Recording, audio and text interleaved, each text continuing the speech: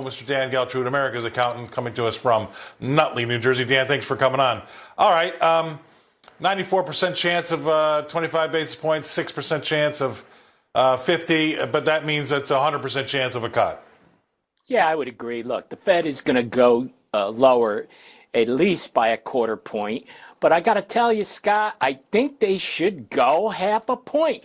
I think it's time to be bold here. They've been late to the party all along. In spite of the fact some may believe, they've done a reasonably good job. I would say that's being kind. I think they have misread the tea leaves pretty much all along. And if we look at what's happening right now, and the Fed priding itself on basically data points, data-driven, look at the scenario we're in right now. We have a situation where we have weaker jobs, slower growth, tight financial conditions, and global headwinds. What more do you need? This just didn't happen now. This has been building. So they haven't really done a good job. Now, the other side of this, Scott, and the reason they'll claim they're being cautious is related to inflation. But to me, inflation has eased enough to make the cut. Now, they're not at their goal of the 2% target, but to me, it's stable enough. And one more point, you do have oil prices at a very low level right now. So now is the time to be bold. Okay, well, yeah, you're right. I mean, oil prices are helping with that, our inflation index, and so are some of these housing numbers, because there's been some backing up in prices there. How about this, though? I'm going to talk to pretty much a lot of the guests today about the soap opera that the Fed finds itself in because it's waited so long. Now they're faced with this choice. Do they defend the jobs market and cut rates to help with a shaky jobs market? We all know about last week's revision. We took away over 900,000 jobs, which is more than half of the jobs we thought we created in 2024.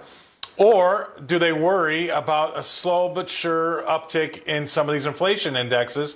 Over the last 4 months, we've been lulled to sleep thinking we're meeting, expectations when we see the CPI release or some of the PCE numbers. But really, we are a little bit higher month over month, it seems like, for the last 4 months. So they can't do both. They can't defend inflation at the same time they can help the job market. I think you're right.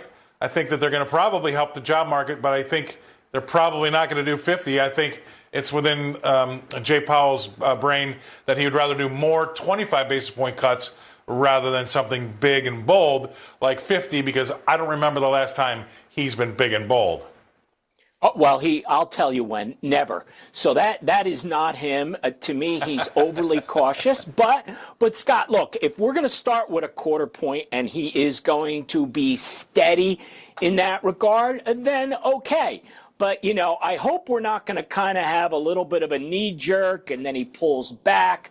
I mean, the time has really come for us to start making these moves. And keep in mind, too, Scott, that the market is pricing in a rate drop. So if for some reason they don't do it, which I think they will, but if they're not starting a trend of dropping rates now, I think you're going to have some indigestion in the market. So do you really want to upset things at this point? I think we're relatively stable, and we don't know what will happen geopolitically and other things that could be out there. But the time has come, at least a quarter. I would raise my hand and say, let's go for a quarter. Let's go for a half. But I don't get a vote here, Scott. Well, I think you should get a vote. That'd be great, number one. Number two is that, when we talk about the 10-year yield a lot, we talk about the 30-year yield some. But if you look at, let's say, the 2- and the 3-year yield, those things mimic the Fed funds rate more than anything else. And the Fed funds rate at 4.25% to 4.5% right now is nowhere near where those bonds are trading. They're trading around 3.5%. So arguably, to your point, the Fed is probably between three or four rate cuts a little bit too expensive right now, and they slowly but surely will have to walk rates back to that 3.5% level. We'll see if they do it, but I almost get the feeling, and I'm going to give this to you to end, but I almost get the feeling he wants to do slow 25 basis point cuts because he's almost like wishing that we have some sort of inflation where he can throw a wrench in the works.